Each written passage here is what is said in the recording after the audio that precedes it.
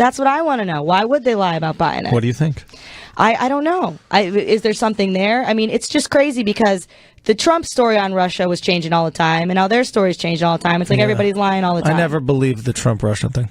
No? No, I just didn't buy it. No, you didn't buy it? I just didn't buy it. It didn't make sense to me. Yeah, you don't think he would be colluding with Russians? No, it's just like, I don't know. Does he have a building there?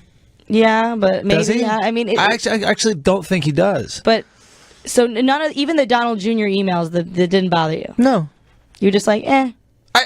What, you have some information that could help me win? No, you don't? Okay, boom, done. Yeah, exactly. Like, why would I not answer an email, regardless of where it's from, if I'm trying to win this election? I don't think either side would hesitate at that. Maybe they could have been a little bit smoother in the way that they did it, but I don't think that there's...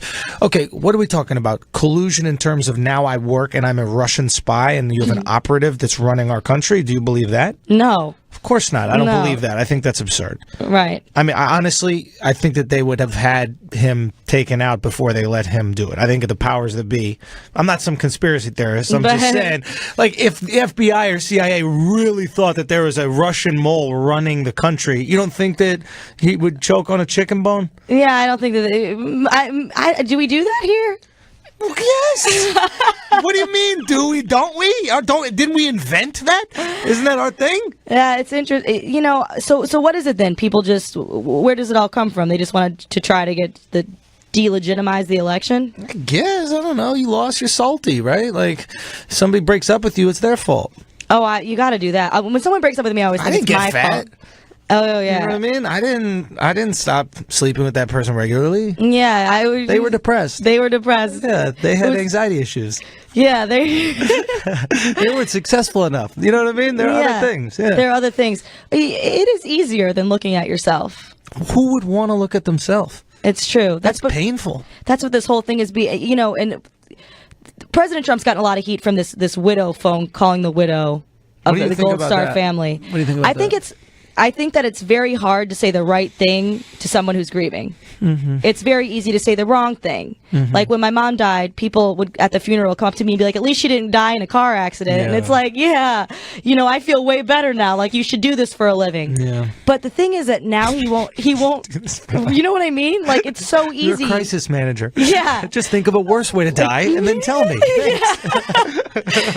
This is what therapy is. I've imagined they just go in there and they have a big whiteboard with the list of all the worst ways. Like, she could have had all of her limbs chopped off one by one and then been forced to choke on them while you watch. But that didn't happen. You're just grieving by a fireplace. Don't you feel better? You see that fire? At least she didn't burn in one of those. Yeah, that's a nice thing, right? Oh, you know what? I don't miss her at all right now. You really crushed it. So I think, and also the saying that John Kelly, coming from him, someone who actually served, that would have sounded kind of nice. Like, he died when he left. He signed up. But coming from Trump, kind of sounds like a jerk move. But he won't apologize. And then when he was for hurting her feelings, okay, I've apologized. I'm sorry that you're upset to save, to get out of a fight in a relationship. Right. And he won't do it to get out of a fight with the country. That's interesting to me. Why do you think he doesn't?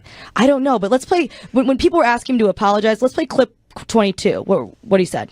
You saw that this week about David Johnson going Gold Star, Mom. When is it okay for you to pull your punches? When will you Well, not I think fight it's always okay when somebody says something about you that's false.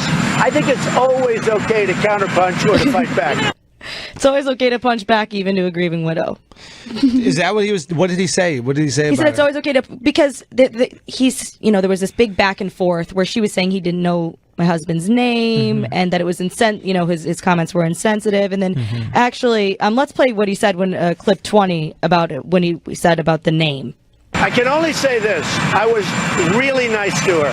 I respect her. I respect her family.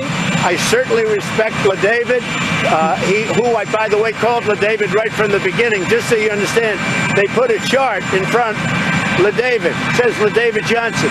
So I called right from the beginning. There's no hesitation. One of the great memories of all time.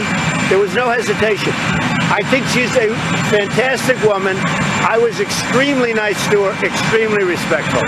He said he had one of the greatest memories in the world, so of course he remembered the name. That's an interesting strategy, not to just say I remember. So he was saying that she's lying about not remembering the name. Okay. And that so it's okay to punch back. Do you think it's always okay to punch back? It's always no, but I understand his strategy. Not apologizing, there is strength to that. We act like, even as comics or just people in general, it's like, oh, there's all this power and vulnerability, and there's this strength and vulnerability. I don't want my leaders being vulnerable. Like, I don't want Napoleon going, yes, I am a tiny man, and you can overcome anything as a tiny man. I want him standing on a soapbox, and I want him his chest puffed up high, and I think that humans are drawn to that. Do I think that Trump is I was about to curse. We can't curse on here. No. Great job. Do I think he gives us plenty of reasons to criticize him? Absolutely. Thousands. Did I personally vote for him? No. Do I think that we overly criticize every single word that comes out of his mouth? Yes. And what that does is it desensitizes us to criticism. Yeah. And it's really counterproductive. And I think that it makes... we're like nagging wives. Yeah. That's all we are, is nagging wives. We nag, and then eventually the husband just tunes you out. You become, what's the Home Improvement? Yeah, like Jill. No. Jill and Tim, the Toolman Taylor. No, is that Home Improvement? That's Home Improvement. What's the other one with the guy who's now on the show where his wife is Latina? I have no idea. And then the gay couple have kids? Modern Family. Modern Family. Who's Yeah, there that you guy? go. He's like Homer Simpson, but a human. Phil Dunphy. Yeah, Is but that you're talking about? other show that he was in, Married with Children. Thank you. Yeah. I don't watch. I've never watched seen Married it. with Children? Never seen it in my but life. It's just like you just yap, and then you just tune it out. It's like what do I? If you're outraged by everything, is anything outrageous? Right, and I think that doesn't just have that effect on President Trump. I think his supporters feel the same way. I think that they're constantly like, you're racist, you're white supremacist, you're all Nazis. Just turn the volume down. Yeah. I'll just turn that down real quick. And people will say, how can these supporters possibly defend every single thing he says or does? And I think that's why, because they're sick of every little tiny thing. And also the people that are complaining aren't really complaining to his supporters. Let's be honest. You're complaining to the people in your group that pat you on the back for saying how smart you are for finding this thing that Trump did wrong. Like nobody, no like liberal is watching Fox News, or very few liberals are watching Fox News. Very few conservatives are watching CNN, right? So we're all in a vacuum anyway. So all these criticisms of the other side aren't for the other side. Yeah. They're just so that people who wake up going, I hate Trump, can go, tell me why. And people who go, I love Trump, tell me why. Yeah, just to continue this, which is why this happens, which is why it's Trump's Russia stuff is no big deal to some people. Hillary's Russia stuff's no big deal to other people. And we're all just kind of going on our lives anyway. I got off Twitter like a couple weeks ago. Really? Nothing matters. When you're on Twitter, you think every day the world is collapsing. Yes. Nothing has changed. You're off Twitter. Yeah, but like the world is really fine if you just get off Twitter. I could never. I know you say that, and I was saying the same thing. I'm just on Instagram, so if a story's really big, it will pop up on Instagram. If the world blows up, someone will Instagram it. Out. Yeah, I'll get a video, and then someone will tag me, and I'll be like, "Oh, we're really on fire!" Like I didn't even know California was on fire until like yesterday. Really? Yeah, it's just whatever. But it doesn't affect me at all. And when it does affect me, I'll hear about it because it's affecting me. Like we're so consumed with the fear of what might happen that we're paralyzed by it. We don't even live our lives. Nothing's going to change. It's also weird on your self-esteem, social media. Oh, it's destructive. It's destructive. Like there's strangers who I know by name who hate me, but I don't know them. Yeah, and they like hate you for real. They hate you in person. They hate me real bad. For what? I don't know, because I criticize both sides. Which is, oh God, I'm going to tell you, it's almost like it's the bravest thing to do because you're tribeless. I am. There's so much security in the tribe, and you're smart enough to hop on either tribe and make BS arguments for either side. I could argue anything. Easily. But you're trying to be consistent and argue both sides, and then both sides end up hating you. And then you have like 5 or 10 people who are like, no, you're really smart, Kat. We're with you. We love. But most people are mindless idiots, and they just go, my color's blue, so I'll follow blue. Yeah. And my color's red, I'll follow red. Yeah. I'll just agree with everything red. That girl says blue's bad. I don't like her. Yeah. Take some water. Yeah, the guy, that's why I didn't even know why I got that water dumped on my head. I have no idea. And if you asked him, he wouldn't know. No. He was like, what? You would ask him, what opinion? Yeah. What opinion made you pour water on my head? and then ask him to argue with you on it. He wouldn't be able to, guaranteed. I just stood there as somebody dumped water on my head at Ben Kissel's campaign event. Did he win? It's the elections. He won the elections in a couple weeks here. Is he it was on the looking show good? yesterday. He's running for the Reform Party, but he's doing criminal justice reform and not shutting down the L train, which is I don't know. You live in the city though, so it doesn't matter. I don't care what happens to those folks in Williamsburg. Matter of fact, I can't wait. I can't wait until their little life source is clipped by the L train. And they just have to stay in Brooklyn? Oh, stay or ride a bus. Ride a bus. Ride a bus. You really want to know what it's like to live in Brooklyn? Hop on that bus. Hop on the bus. All right, guess what we're gonna do? We're gonna take a break. A break? We're gonna be right back. If you want to join us, call on in 877-367-2526. Listen, learn, and be a part of the conversation at 877-367-2526. This is Fox News Talk. More next.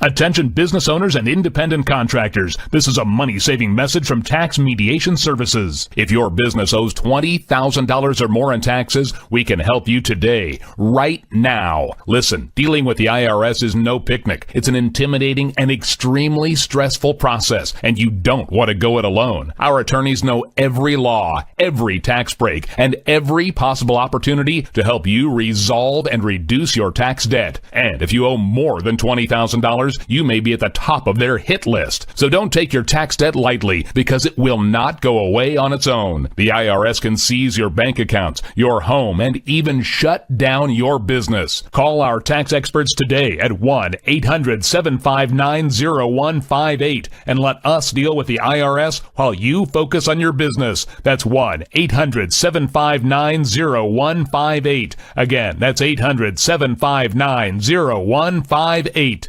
Here's George Foreman with InventHelp. Hi, I'm George Foreman. Do you have an idea for a new product or invention? People ask me all the time, George, how do I get my idea in front of companies? How do I get a patent? What do I do next? Do you have the same questions? I'll tell you like I'll tell them all. Call my friends at InventHelp. Call InventHelp today for free information. InventHelp has been helping inventors for more than 30 years and has sales offices nationwide. InventHelp can submit your invention to companies who are interested in receiving new ideas. If you have an idea and want to try to patent it and submit it to companies, you should call InventHelp today for free information. Listen, I can't guarantee a company will be interested in your idea, but I believe every inventor deserves the opportunity to step into the ring and take their best shot. Put InventHelp in your corner. To get your free inventor's information, call 1-800-359-7341. That's 1-800-359-7341. Again, 1-800-359-7341. Hey America, we need to have a little talk. I don't know if you've noticed, but we got a lot of food in this country. A lot of peaches, a lot of corn, a lot of apples, a lot of everything. We've got so much food that we can't even eat it all. So if we got all this extra food, how are 17 million kids in America struggling with hunger? I just don't get it. That's why the Feeding America nationwide network of food banks gathers surplus food and gets it to the hungry kids who need it. They can get you food even if you live in Idaho or Alaska or somewhere crazy like that. This isn't complicated. We got extra food and we've got hungry kids. Feeding America's done the math. Now it's your turn. Support Feeding America and your local food bank at feedingamerica.org. I know you got internet on your phone, so what are you waiting for? We can't do it without your help. Brought to you by Feeding America and the Ad Council. This is Fox on Justice. We've reached the tipping point when it comes to tipping. Just about everyone who goes to a restaurant understands the unwritten rules. You give a tip to the person who served you. It used to be 10% of the bill. Now it's pretty common to leave up to 20% or even more. But it's your decision. In recent years, though, some restaurants began a no tipping policy. Well, not really. They tack on a mandatory hospitality fee. A man named Timothy Brown, who presumably eats out a lot, was apparently hungry for a lawsuit. He's brought a suit suit against several high-end restaurant owners in New York and San Francisco, cities where restaurant prices are already pretty high. The suit alleges an eatery conspiracy designed to violate antitrust laws. The restaurants say, no, we just want to make it easier for customers and make sure our workers don't get stiffed. At least one of the restaurant owners calls the lawsuit baseless and plans to fight it. Timothy Brown is asking for damages plus attorney's fees, but not a tip for his lawyers. With Fox on Justice, Hank Weinblum, Fox News. Are you losing your hair? Fight back with Avacor, now with Boost, which gives you visibly thicker hair with the first application. I'm 20 years old and I've been losing my hair for 3 years. I started using Avacor and my hair stopped falling out. It's working. Well, I'm 72 years old, and I can tell you honestly, I have a fuller, healthier head of hair now than I did when I was 18 years old. Avacor really worked. Whether you're 20, 72, or any age in between, Avacor works. An Avacor Boost will improve your hair's appearance the same day you receive your order. Call now and find out how you can get 3 months of Avacor free with your order. Call 1-800-727-6004. That's 1-800-727-6004. This is a limited time offer, so call right now. 1-800-727-6004. That's 1-800-727-6004.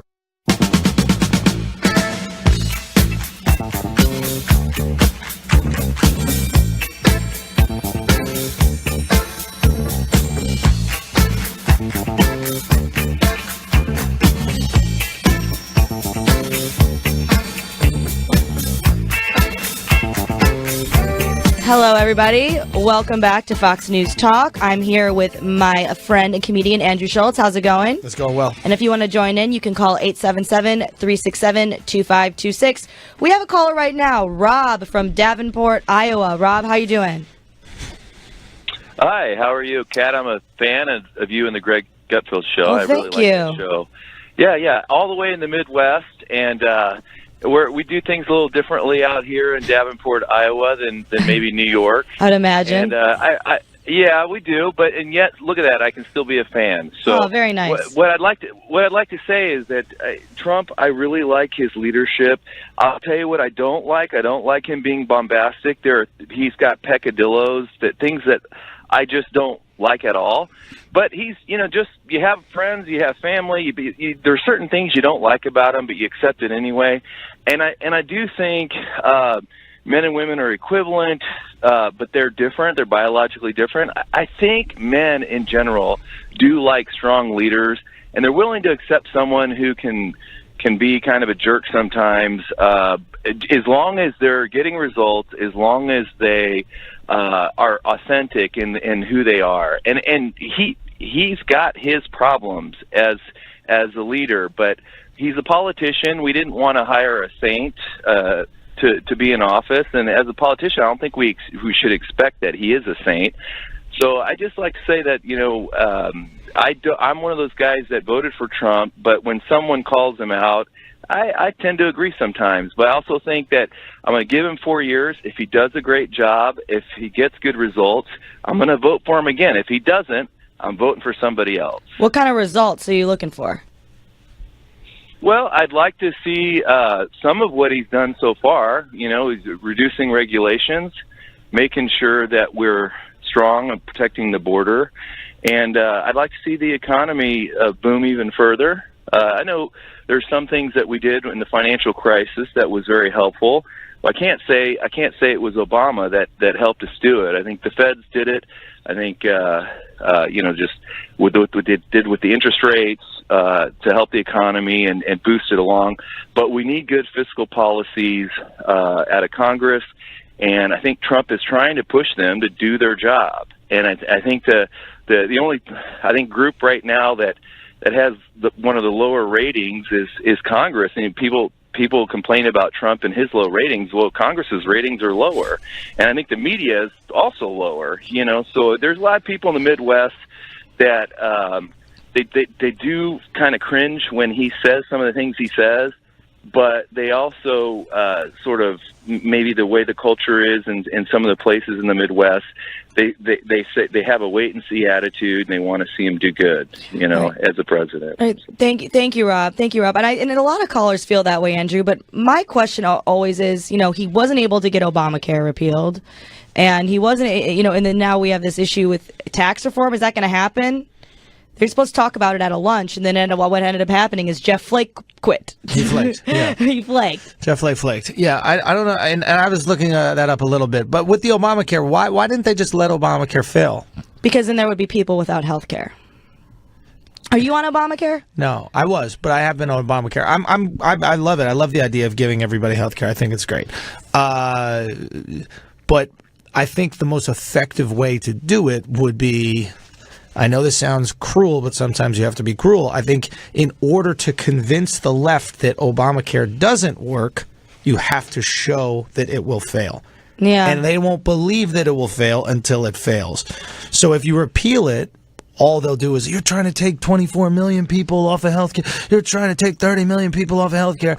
Unfortunately, you have to go, okay, you know what? Let's keep Obamacare. Let it fail. And now 100 million people are off of healthcare, whatever it is. And now you're going to come and ask for a solution. And healthcare and health insurance are different things. Just because you have health insurance doesn't mean you're being taken care of. That is very true. true. Vice versa. You can have some health insurance is basically just, here's your card, and you don't really have any help with that. But once you give someone an entitlement, it's kind of hard to take that away. Of course not. Do you not believe in healthcare as a right? I think that privatizing more of it would be better, because the industries where you can't use insurance, the prices have been going down. We're already going to another break. So we'll be right back. A call in. It was a little quick one. 877-367-2526.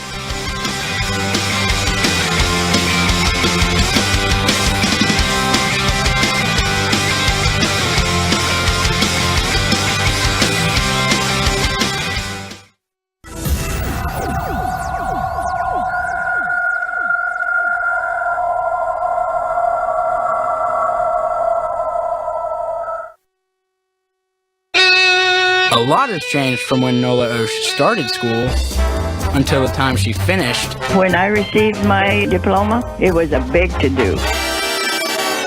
At 95 years young, Nola became the world's oldest college graduate. If we don't concentrate on our ages, we go ahead and do things as if we were younger. So no matter how old you are, live life and pass it on. From the Foundation for a Better Life at values.com. Now, from the historical audio archives of Fox News Talk. He's still not smiling. Maybe he's not a smiler. Yeah, maybe he's just not a happy baby. Maybe he's just being a boy. You know how boys are. Or maybe he's teething. Oh, poor baby. I think his gums hurt. Maybe he's just tired. Or maybe his tummy hurts. He didn't eat that much. Maybe he's not ticklish. You think maybe he's scared of the dog? Maybe he'll outgrow it. Maybe it's a phase. Maybe he just doesn't like smiling. Maybe he has autism, and we can definitely do something to help. Maybe is all you need to find out more about autism. No big, joyful smiles by 6 months is one early sign. Learn the others at autismspeaks.org/signs or see a doctor today for an autism screening. The sooner it's diagnosed, the better. And it can make a lifetime of difference. Brought to you by Autism Speaks and the Ad Council. Computer security threats such as spam, spyware, viruses, and hackers invade your business every day through email, instant messaging, web browsing, and your company's website. With no software to install and no per-user license fees, Barracuda Networks firewalls are easy to set up and affordable. Do what 50,000 other companies have done. Reclaim your network with a Barracuda Networks firewall. For a free evaluation unit, call Barracuda Networks, 888-ANTI-SPAM, 888-ANTI-SPAM, or go online to barracuda.com. The Dean's List with Janice Dean. A 24-year-old woman from Georgia makes the Dean's List for becoming a nurse at the same hospital where she was treated for cancer as a child. Montana Brown was diagnosed with a rare type of cancer when she was 2 years old. She underwent chemotherapy for a year and then went into remission. She was then diagnosed when she was a teenager and had to undergo another round of chemo for another year. Montana remembered how wonderful the nurses were at the cancer center. She decided she wanted to become a nurse like the men and women who were there for her when she was sick. The nurses here, the love that they showed me just really helped me and pushed me to want to become a nurse. Montana received a degree in nursing from Augusta University last year. I would always say I'm only going to nursing school to do pediatric oncology. Like, I don't want to do anything else. I'm going to school strictly to do pediatric oncology. Thank you, Montana, for sharing your story. You made the Dean's List. Janice Dean, Fox News. OnStar emergency. This is Monique. Help me, please. A car hit me. We're on my side of the road. Stop and ask yourself, what would you do if this were you? Are you injured, ma'am? Yes, badly. I'm bleeding. I will be getting the police on the line. Could you give your exact location? Sheriff's Department. Hey, this is Monique calling from OnStar. I have a vehicle crash with airbag deployment off of U.S. Highway 25. She says she's bleeding very badly. Could you get the help you need in time? I'm going to come up to you with the vehicle. Are you okay? Oh, please help me. All right, we got help on the way.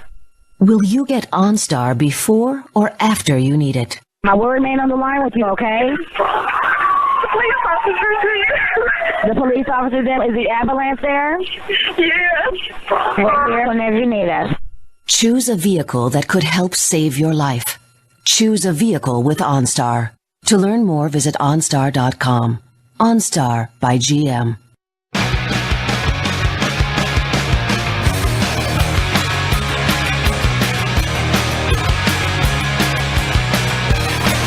I'm back. Welcome back to Fox News Talk. Hello, everybody. I'm here with comedian Andrew Schulz. Hey, what up? What up? How's Hi. it going? Hey, what's up? Hello. And if you want to join, call in at 877-367-2526. We have a caller right now. We have a caller, Chad from McAllister, Oklahoma. How's it going, Chad? Good. How are you doing? I'm doing great. What do you got for me? I was just wondering if you guys think that the CBO scores that come out, like on Obamacare and healthcare, aren't kind of slanted to show maybe more of a liberal point of view, because it seems like they said that 30 million people would lose their health care and, it would be a $200 billion plus to the deficit, but it doesn't really seem that up as another entitlement. I don't know if they're, what do you think, Andrew? I don't know if they're messing with the scores. I don't know if they're messing with the scores. I think that here's the thing though, I don't think it matters. If even one person loses their health care, there's a sick kid that you can say, this kid's really sick and he's going to lose his health care, then that makes it tough to just take the entitlement away. That's what makes it tough. Politically, it's almost impossible once something is put in place to just take it away. I mean, who wants to be the politician that killed the kid? Nobody. And that's reality. And you don't want to know something? I know one guy that would be okay with it. Yeah. Trump wouldn't want to kill the kid, but he'd be like, listen, there are casualties to these hard decisions, and he would actually go say that. And it is an incredibly difficult decision to make. That's why CEOs of companies make millions of dollars.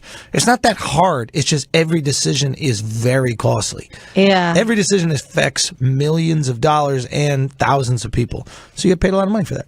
And with Obamacare, there are issues as well with premiums going, up. People who have had to close businesses because they can't afford it. How many people will lose it because of Obamacare? What are they saying? What do you mean? Like, how many people will lose their health care if we don't do anything to reform it? It's not about losing it. It's about won't be people able to who can't afford it. How many people will not be able to afford it, which will effectively make them lose their health care? Well, it all depends. And the other thing is are people really not being taken care of? I mean, it's not like impossible. I don't think that people are not like just dying on the streets. I mean, there's people it's illegal to refuse health care to somebody who's in need, right? Right, but at absolutely. the same time, like, you don't want to lose your house because you tore your ACL.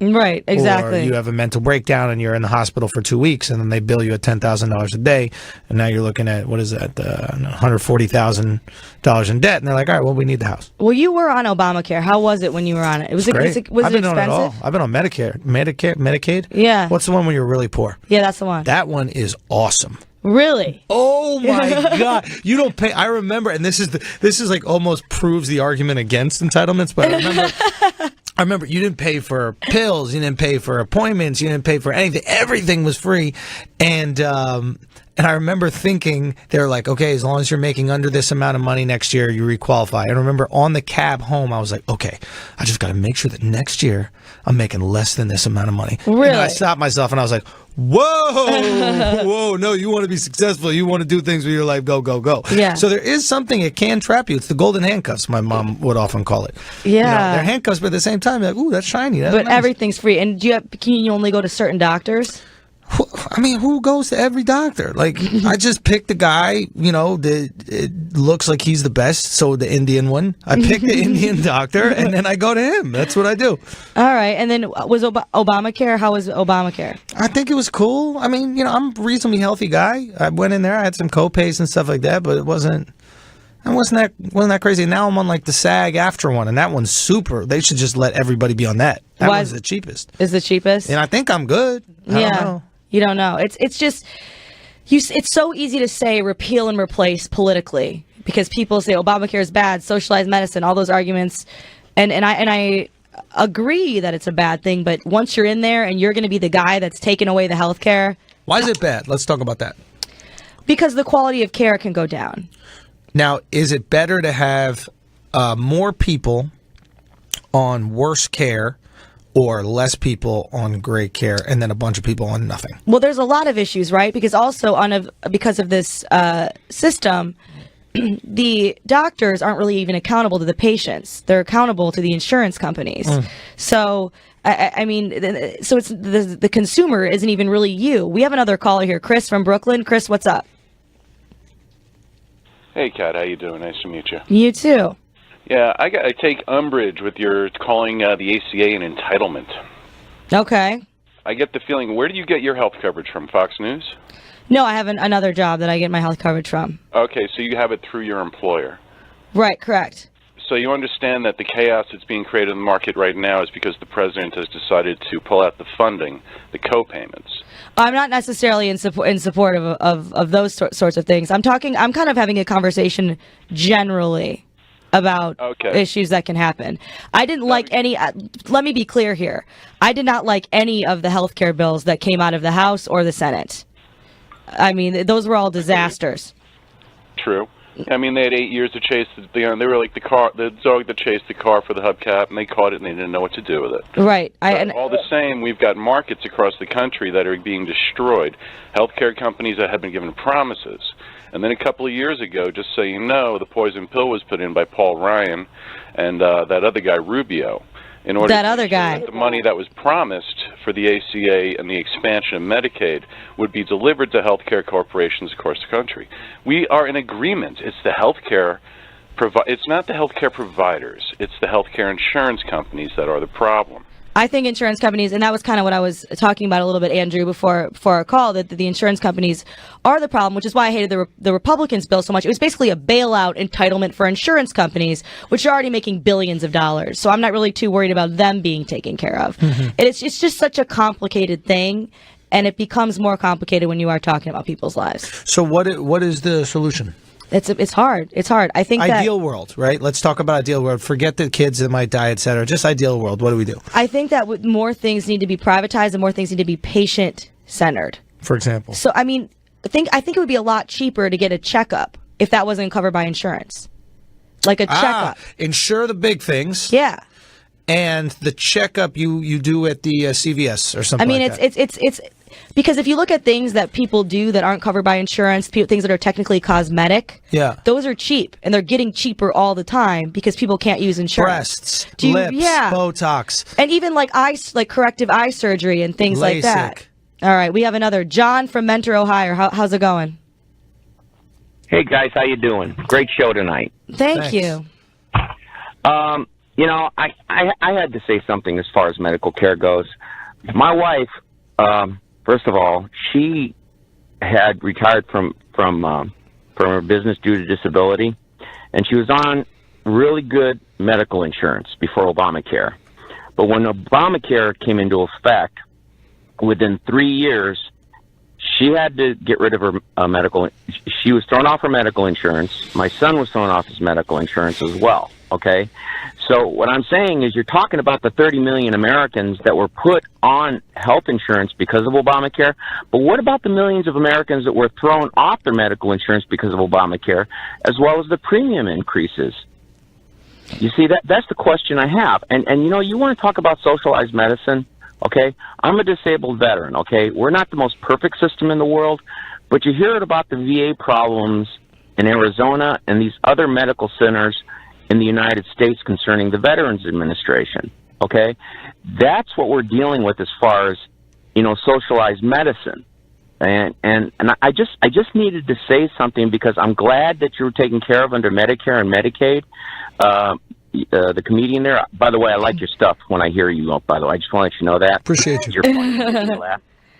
You had me laughing one time so much I actually started crying. You were that. There you go. I'll take it. Thank you. Okay, veterans at hospitals can probably use your kind of comedy, so maybe you should check those guys out once in a while. Let's make it happen. That we need guys like you, seriously. Let's make it happen. Well, thank you, John.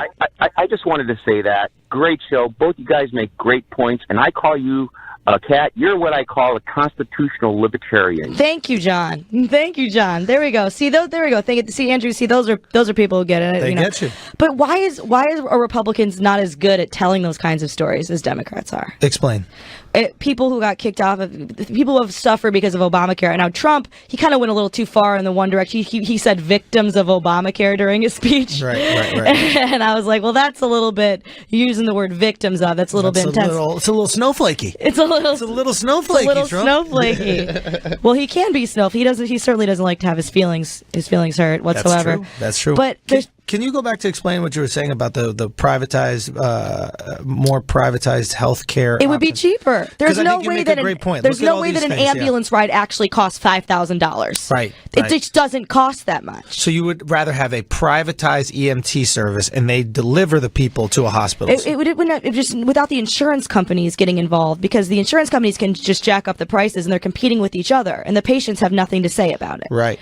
And then the focus of care is not on the patient. That's right. But these cosmetic things are choice, right? So to a certain extent, they're choice, right? And that's why the companies have to compete for us. An ambulance is not choice. Right. Like someone who's knocked out bleeding. But I'm not talking about ambulances. I'm talking about like getting a checkup. See, that's where I'm with you. I think the more things that we can privatize, like checkup, the more things that would getting your blood drawn, STD check, all these kind of stuff. Like, there's tons of things that we go to the doctor just to get a checkup, and it's pointless. What am I doing? What am I copaying? Why do I have to talk to you? My knee hurts. Why do I have to go talk to you for you to say, oh, you got to see a knee doctor? Yeah, Thanks. I know. My knee hurts. You. Exactly. You're a doctor for that? Yeah, and then they're like, all right, that'll be $200. No patient would choose that, but because the insurance companies... Why don't we take an MRI while you're here? But it's because the insurance companies get paid more. Of course. The more places you have to... And they make all the rules, so nobody's accountable to the actual patient. Mm-hmm. Insurance, if you talk about car insurance, it's not for, like, everyday things.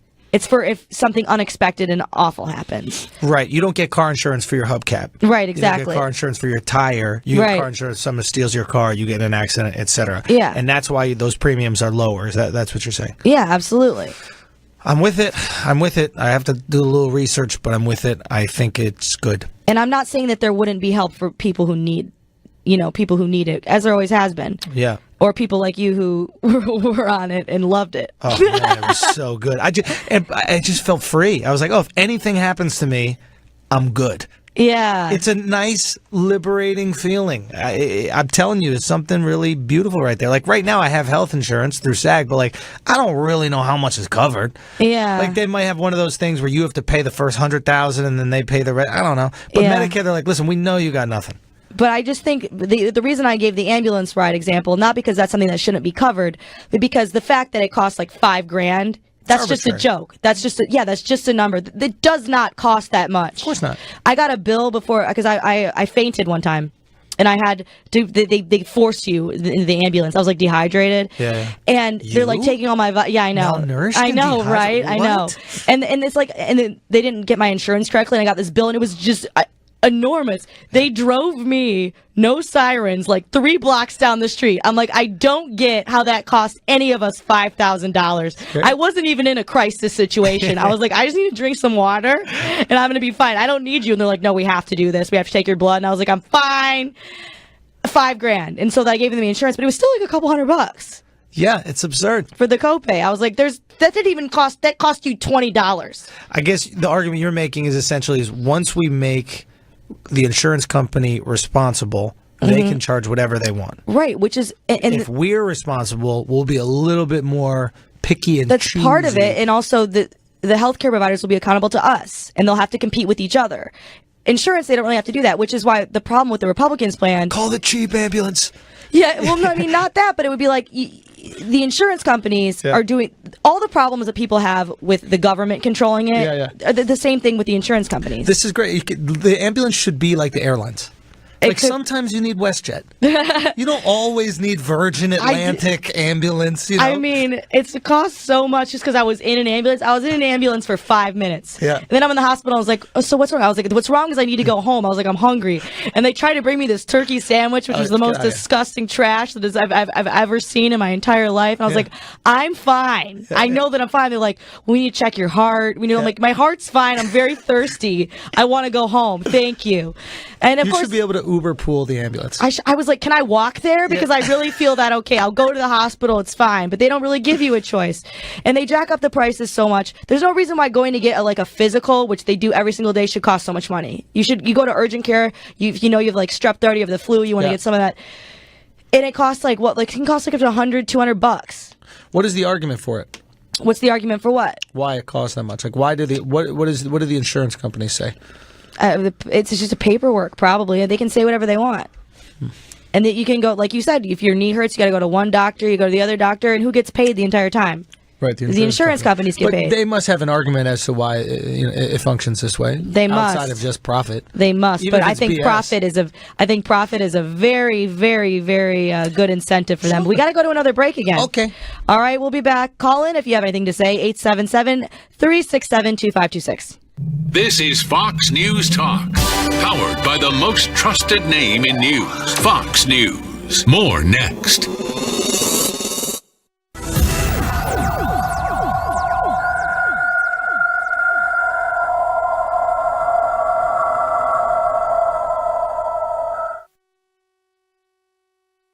Individuals and businesses with tax problems, listen carefully. Do you feel like you're losing control over your finances? If you owe over $10,000 in back taxes or have unfiled tax returns, we can help you take back control. The IRS is the largest and most aggressive collection agency in the world, and they can seize your bank account, garnish your paycheck, close your business, and file criminal charges. Take control of your tax problems now by calling the experts at Tax Mediation Services and take advantage of the Fresh Start program and new laws that may allow us to negotiate a settlement for the lowest amount possible. Our team of tax attorneys and enrolled agents can stop collections and get you protected so you can take control of your financial future. Tax Mediation Services is accredited by the Better Business Bureau. Call now for a free case review and a price protection guaranteed quote. Call Tax Mediation Services now at 800-611-5153. That's 800-611-5153. 800-611-5153.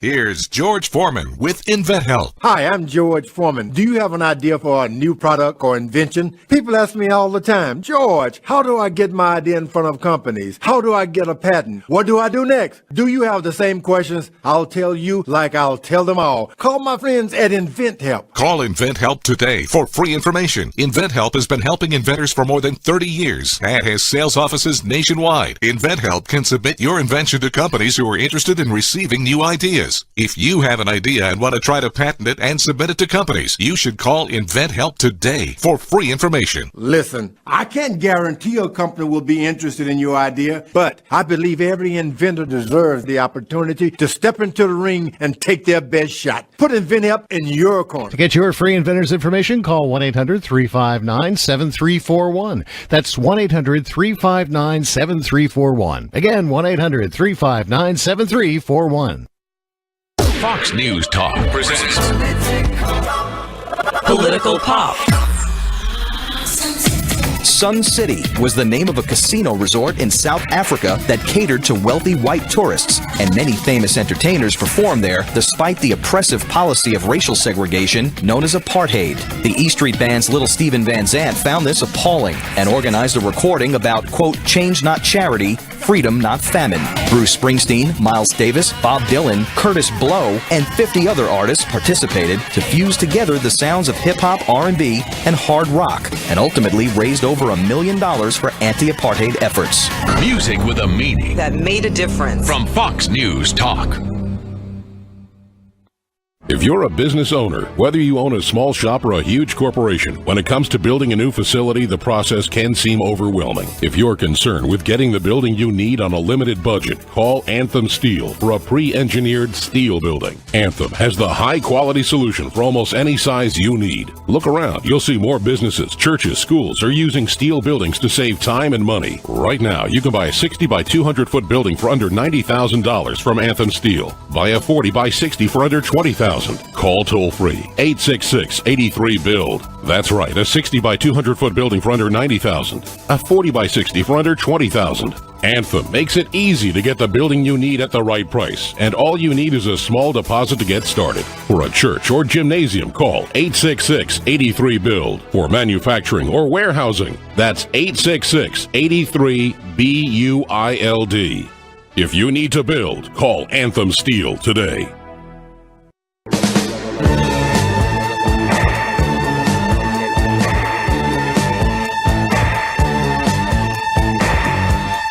Hello, everybody. Welcome back to Fox News Talk. I am here with Andrew Schulz. How's it going? I feel like we've had a very good conversation. If anybody wants to join in, call. Still time, 877-367-2526. But, we're almost wrapping up soon.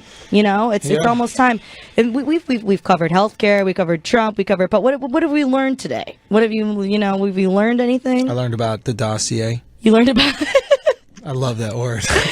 You learned about the dossier. So have you been hearing it a lot and you didn't really know the story? I had no clue, nor did I care. I just tune out everything now, on both sides. So no Twitter. I'm telling you. What do you do when you're home alone and you need attention? I go on Instagram. Okay. Yeah, so I have a decent following on Instagram and I can mess around, but there's way less clutter. It's so easy to write something. Yeah. It's hard to take a picture and be proud of it and want to post it. So there's just less nonsense over there. Oh, yeah, well... There's just less news. It's less outrage. There's not as much fake outrage on Twitter. Everybody's outraged by everything. You're all sissies. Both of you. Stop it. But so you will do the thing sometimes where if you want a little attention, you'll just you'll post a selfie. Do you do that? Not really a selfie. I'll try to... I do this, question of the day thing that I used to do more of, but, so I'll do that. And, there are definitely other things, keep myself creative, but also, fulfill the void, if you will. Where did you get, what tweet did you ever get the most hate for? Do you remember? There's tweets I still get hate for. Really? Oh yeah, it's bad. Every once in a while it just resurfaces and some group will figure it out and then pass it around to their friends and I have to delete. It's just there's some bad. I had this one thing about there's this guy that got shot in a rap show and I was like, guys, we got to talk about this. This is happening at gangster rap shows. It's not happening at R&B or jazz, Oh, boy. Or anything like that. And then all of a sudden, of course, what happens in Las Vegas, now I have all these people standing on the graves of these dead people at this country concert. And they don't realize that maybe you tweeted it before. Well, they do realize it, but they're like, see, I told you it's wrong. Yeah. You were wrong. But what they don't realize is, this guy didn't buy tickets to the... show. He didn't specifically go listen to the country music and then whatever. And people try to make it into some racist thing, even though they don't understand my exact description. This doesn't happen at R&B, jazz, gospel. And you were just talking about maybe, I'm saying, hey, listen, if you normalize violence, people are going to act violently. That's something people have been saying for years. We got almost no time left. Do you want to promote anything? Do you want to throw out your stuff? You're not on Twitter. TheAndrewSchultz.com. If you'd like to do a few podcasts, a sports podcast called Flagrant 2, another podcast called The Brilliant Idiots, and then a TV film one called Wester Bros. So check those out. Thank you so much. It's been great. Thanks, everyone, for listening. I'll be back tomorrow, 6 to 9.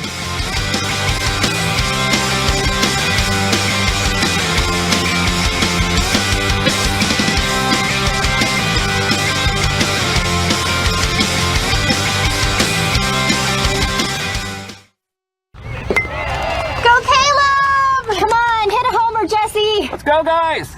Hey, did you guys know that kids who play sports earn more money when they grow up? Of course. I knew that. Hey, did you guys know that kids who read books have a bigger vocabulary? Oh, yeah, absolutely. Wow, Jinx. Did you guys know that friendly children have more friends? Mm-hmm. Oh, yeah, Mhm. yeah. That's true. I knew that.